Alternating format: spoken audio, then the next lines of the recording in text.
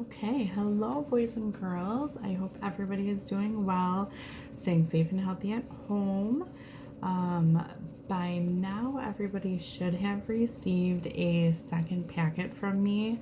I dropped some off on Monday evening. I also dropped some off on Tuesday afternoon. So, these were placed into your mailboxes. If I did not have access to a mailbox, I went ahead and dropped them either near your front door, on the front porch, or in the foyer of the apartment building with your child's name on them. So if you did not receive one of those, please contact me either via email at kaetherapy@gmail.com, or everybody should have my phone number by now as well. So I just wanted to kind of go through and let you know what was in those packets, instructions and whatnot. If you have been approved for live video visits, we will probably go through these during our sessions. However, if you have not been approved for them yet, or you chose to opt out of them, this is just kind of a nice way to go over what's in there and how to use the materials. So everybody should have. This is the first page that was in there. This is just kind of like our guide. This tells me, or tells you guys, what's included in the packet. Again, as I'm going through this, if you feel like I'm touching on something that was not in your folder, please let me know. I can get you the correct materials. I think everybody should be okay, but mistakes happen. So, the first thing on our list is these water beads. Let me get these. Like I said, this was the second video, so we're gonna make some new ones. Okay, so in your packages should be a tiny little bag that looks like this. See, these are tiny little balls in here. So all you want to do, super simple, you just want to open this. If I can find the ending.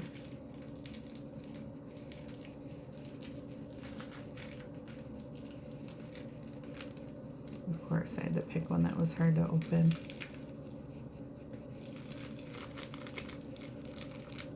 Okay, so you just want to open this. You want to take the whole packet, take a bowl or some kind of container, dump them all in there. Put them all inside. Okay, you want to take this to the sink and fill it with water.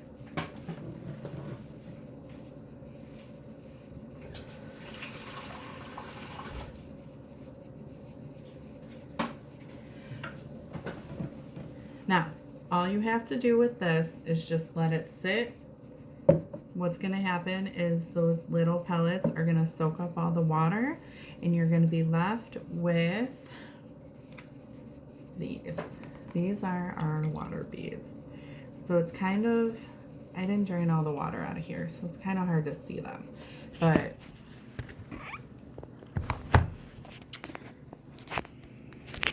if I can find the camera. Okay, so these are just little water beads or aqua beads or Orbeez or whatever you want to call them.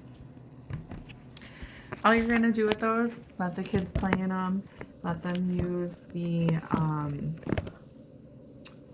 spoons, cups, whatnot to scoop and dump, let them get their hands dirty, squish them around. Usually what I will do is I'll drain the water out of these, so it's just the water beads. I might have actually brought these into some of your homes already for the kiddos to play with, but when you're done with that, first of all, do not let the kids eat them or put them in their mouth. They can be dangerous. Of course, there's a choking hazard with anything that's that small, so make sure you're kind of supervising them a little bit. When you're ready to get rid of these, please do not put them down your drain because they will cause drain problems. What you want to do is you either want to simply throw them out, or another good option is if you have a garden or you have some houseplants, you can dump these in there. They're also marketed as like a whatever you want to say. They help plants grow because they hold the water. So that's an option as well. But again, just kind of let them sit, let the kids play around with them. It's a great sensory activity, very, very different feeling. Kids usually like that. So that's that one. Our second activity right here, I know this is backwards, is our coffee filter butterflies. This is another pretty simple craft. It's not too difficult. It doesn't require a lot of attention. It doesn't require a lot of skill. So our kids usually like this as well. What you're gonna do, I'm gonna get a new one because this one's been used. But you want to take, there's a little plastic bag in your folder. And there's a coffee filter, a clothespin, and a little tiny piece of a pipe cleaner. So you're going to take your coffee filter. I'm going to get another one.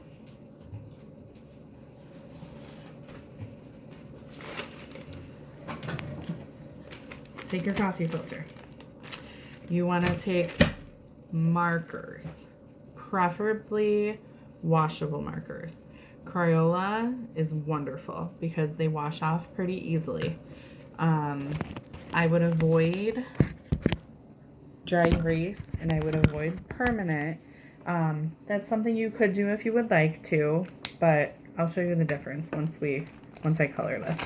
So you literally just want to take your marker, let the kiddos scribble a little bit, you know, make some designs and whatnot. I apologize, I'm really bad with this whole technology thing. Anyway, so scribble, scribble, scribble. The more they scribble, the more colors they use, the better your butterfly is going to look. Okay, so we have scribbled on our coffee filter. We have two options. If you have a spray bottle handy, you can go ahead and let your kiddo spritz this with water and wet the whole thing. If you do not have a water bottle handy, which I do not at the present time, you are going to take your coffee filter. I'll bring you with me. And you're just going to wet it in the sink a little bit. Give it a quick squeeze. And we're going to open it back up after I get this set up again. Okay, so you open it back up. And I used some boring colors, so it's not going to look as nice.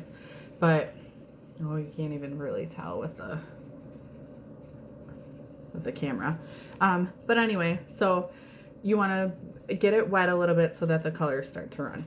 So you can't really see. I apologize. This is like not the right way to do things, but the colors kind of run together and make like a tie-dye, or not a tie-dye, a watercolor pattern. This coffee filter was from the video I just tried to upload.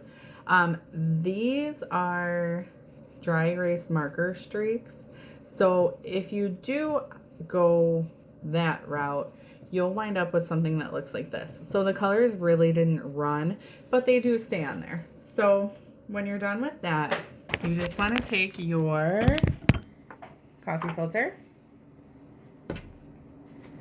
spread it out on the table.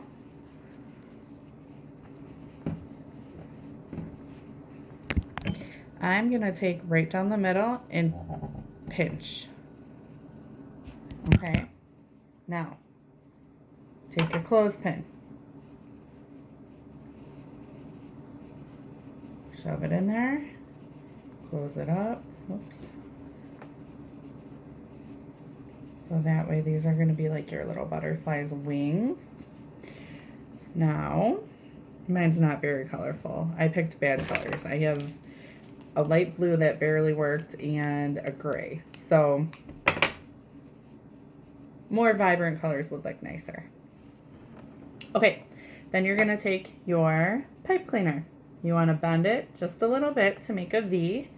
And these are going to be your butterfly's antennas. So when it dries, you're going to have a nice little spring butterfly. You can put these up in your window.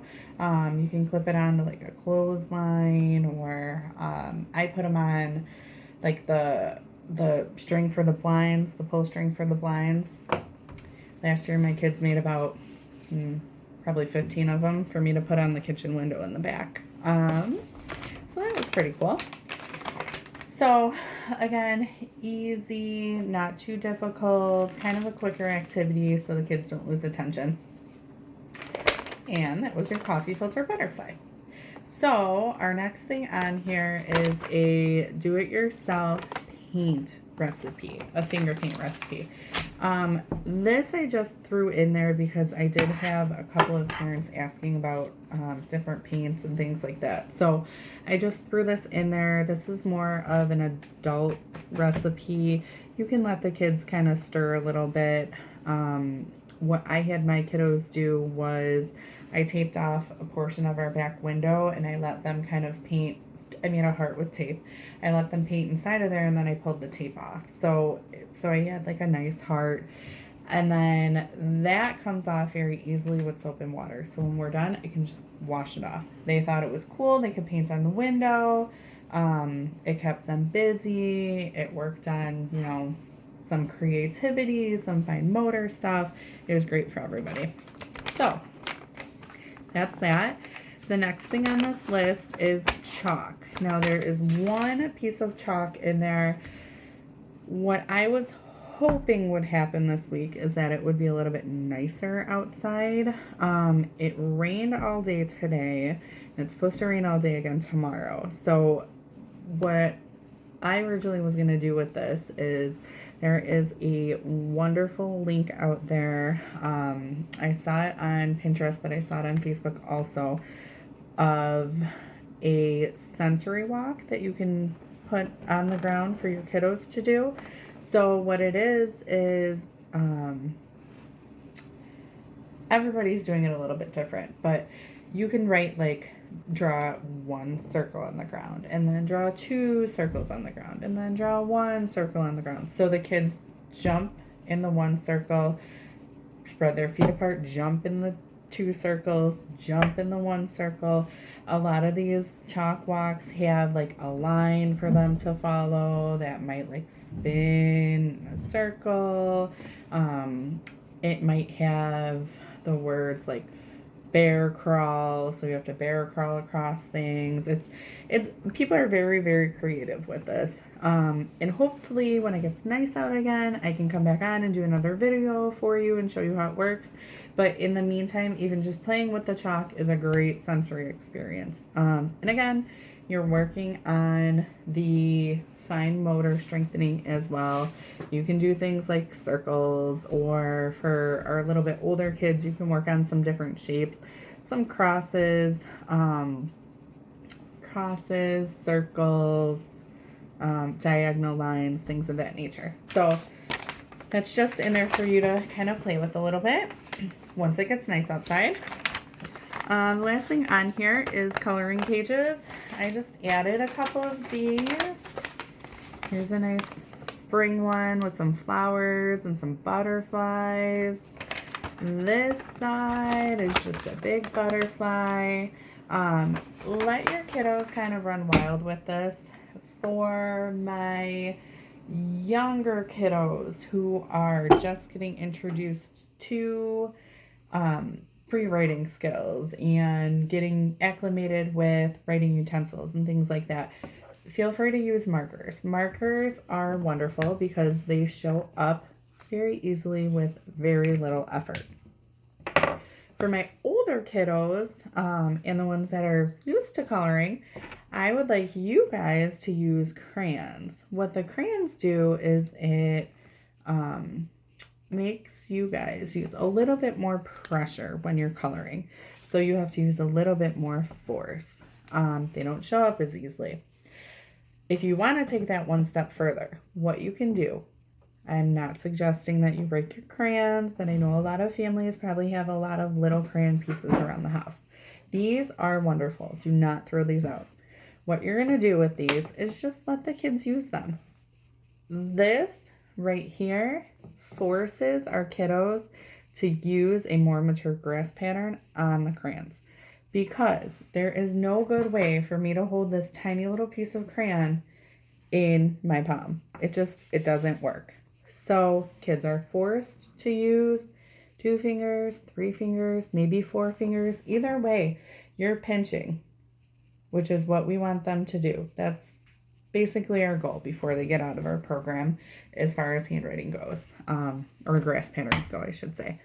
So if you want to take that one step further, you can take your coloring pages, and rather than laying them flat on a table, you're going to pick them up, and I wouldn't recommend taping this directly onto the wall because a lot of kiddos do one of these, and we don't want to decorate your walls with crayons and markers.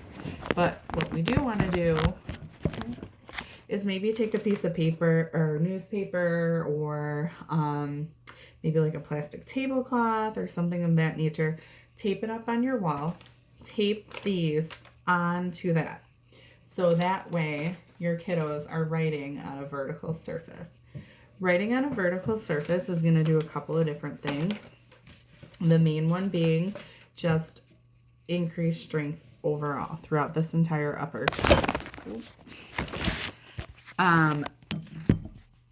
So you can see when you're writing on a vertical surface, first of all, you have to keep this arm up. You can't really do one of these and write. So it's going to be up here. So this is all going to get strengthened. This is all going to get used. Now watch the wrist. If you're going to scribble on a piece of paper that's on the table, you can do whatever you want with your wrist. You can go this way, you can go this way, you can do whatever. You are very limited in motion when you're going to write on this vertical surface. So again, you're going to keep the wrist kind of straight. And again, that's going to force a little bit more of this. So those are just some options for you to do. Again, all of this, of course, is optional. The more you do, the more your kids are going to get out of it. But I do want to let parents know that I understand this is a very difficult time. So with that being said, this is what we'll end on. Occupational therapy is occupational based. So our kiddos' occupation is playing and getting ready for school.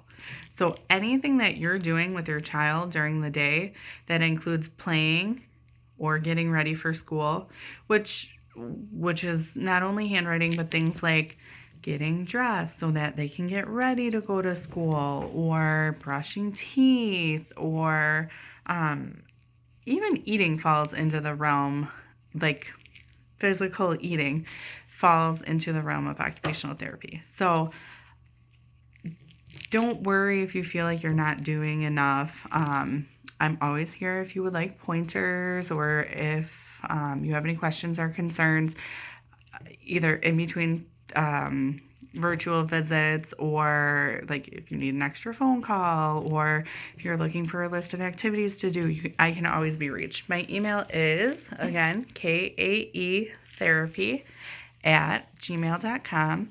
And then everybody should have my phone number. So if you need to get a hold of me, feel free. Otherwise, hopefully everybody enjoys their day and they are staying safe and happy and staying at home. So I hope this ends soon because I miss everybody and I would love to see you soon. All right, take care.